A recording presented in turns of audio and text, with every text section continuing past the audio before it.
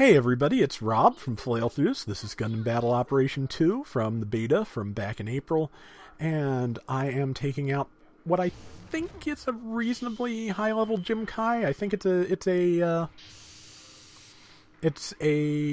level 2 or 3 at least with the Hyper Bazooka, just to see how that does in space. And yeah, trying to remember if that coloration is right, with the top band on its midsection being red. It probably is, but that's something I associate more with the Gym 2 than the Gym Kai. Of course, the Gym Kai is one of those in-between models, and there's this thing Gundam does, and you probably noticed, which is that there is a model of mobile suit more or less for every, if you were going to do a computer morph between, say, the Gym and the Gym 2, there is a mobile suit design for every step of that. More so between the Zaku and the Hyzak. But yeah, that's one of those Gundam things. There cannot be any two designs that are supposedly related without having, every possible change in between explored. Which, well, it keeps you in designs for games like this, but otherwise, I'd rather see new things, like completely new things. But I'm fussy some days. I am too far away to be bazookaing, and there's just too many enemies here. I really shouldn't get closer. Managed to tag somebody with that one. 1100 damage. I guess that's not bad. I feel like it should be doing more, but I think they've kind of traded things off so the bazookas do lower damage to accommodate for the fact that they are the best, medium to short-range quick stun weapon. That's what I'm hoping anyway, just because, Stun was and is like the main feature of how battles work in this game, and it could use some revision from the original. So I'm sure they've at least thought about how that should work. I keep trying to close to melee range after stunning someone, but space is big, so that's not really working out. As it is, I'm doing a pretty good job of killing them without doing that, so it works. They are. Luckily, I was fighting someone as bad at evading as I am, so, points for me. See, we are running behind, but that's basically normal. And, let's see. Waiting for a good shot. That person is doing some good maneuvering. I think that might be why I decided not to tangle with them, because they are just, they're doing a really good job of, flying erratically to keep from being shot.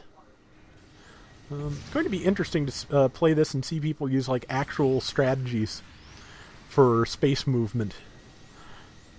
I feel like, again, if we were going for realism as a thing, there should be a lot more, messing with momentum here, but no, this is not, we're not doing realism, and I am surrounded and about to die. I'm heading down, which is probably foolish, but I think I was trying to get around this wreck so I can get clear. I'm not probably going to get clear. Now I'm just waiting. Like I said, one of the things that they've changed that I'm not super fond of, you probably noticed there after I did my little barrel roll, my boost gauge, of course, turns red. And it turns red, and I can't boost again until it depletes. And whenever I get stunned or knocked down or something, the boost stops depleting. Which, got killed by a Skure. That's neat. Wish I'd gotten more of a chance to use one of those in the beta, but I didn't exactly go seeking them out either. But yeah, they've changed how redlining works in a couple of ways that leave you a lot more vulnerable now, and I'm not sure how I feel about it. There's that. There's the fact that you cannot do evades when your legs are broken. Yeah, they've made avoiding damage a lot harder, I think. You just have to not be in the line of the shot in the first place, which, it's, like I said, going to take some adapting. Also, whatever that is has pretty good armor, because it's only taking 900 damage from my Hyper Bazooka. It's also dead, because 3 other people were shooting it. Now, this is going to go back to one of those things that I said a lot about Battle Operation 1, which is try not to be the closest target to the enemy, and try not to be the easiest target either. Because, if you get too close to the enemy formation in space, you're just going to get ganged up on and murdered.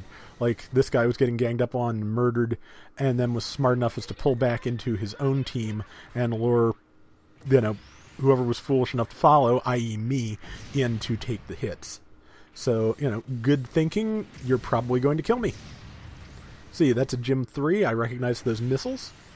Well, that Zuda, I think it's about to go. It's pretty close at any rate, so I don't know if I took the damage or not, but I at least didn't get stunned by that Gym 3's rifle because I rolled backwards, which is neat looking, too. Ow. But now it's doing a pretty good job beating me up, and I'm not really... There we go. And I think that's that Scurry in the background trying to kill me, too, and it has a good range. But I think it was the Gym 3 that ultimately did me in. They'll tell me, of course. Oh, it was a Zuda with a rifle, so... Yeah, so... I did get killed by the entire enemy team, but it took longer than I expected. So that's something, I guess? Yeah, let's call that a win. Or at least as close as we're getting. We currently have a 24-point lead. We currently had a 24-point lead, but they killed one of us and they planted a bomb on our base. So I am... Yeah, I destroyed the enemy mobile suit that put a base bomber in there. I saw somebody in there sneaking in to defuse the bomb, so I provided as much support as I could, and right now I'm just trying to keep this Gym busy so that the defuse goes off while I... got the defuse, so, even if I get killed and cost us points, my life did have a very, worthwhile purpose here, because I covered the diffuser and I bought time for the bomb to be defused. That was worthwhile.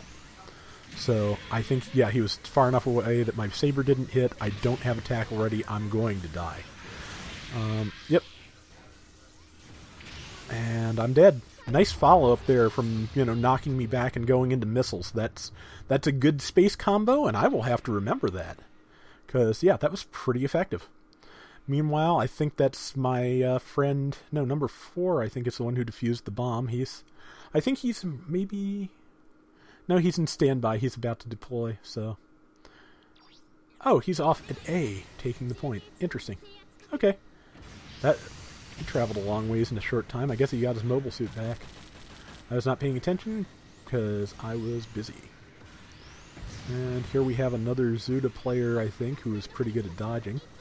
We have, again, a slim lead with... No, that's probably the Gym 3 again from the damage I'm doing and the stuff on the shoulders.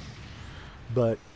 We have a slim lead with 50 seconds to go. I don't know if we're going to take it, but at least it's close. There's no point in trying to get to melee with range with this. I think this is a level 2 or 3 hyper bazooka as well with the 10-round magazine. Whatever it is, it's good to have. They're back in the lead. If we can kill that Gym, they won't be up for long. Not sure if I can kill that Gym. Well, I got the assist, so that's extra points. I'll take it. And who's left? There's a pilot. Did he eject? He's probably going to hassle me while we go after this guy over here. Because they managed to expand their lead, so even though we, did pretty well. Okay, he's planted a bomb for the extra 50 points. Cheeky. But yeah, with 4 seconds left, we're not going to win this one again, because that Zuda player... There are a lot of people taking really good advantage of the Zuda's mobility in the beta. They are really good at avoiding shots, and yeah, it was a close one, but we lost. Mainly, I think, because that last Zuda player was really good at dodging. We might have taken it otherwise. But at any rate, that is going to do it for Gundam Battle Operation 2 for today. We'll be back tomorrow with our last full round of the beta. And until next time, everybody take care and have fun. Later!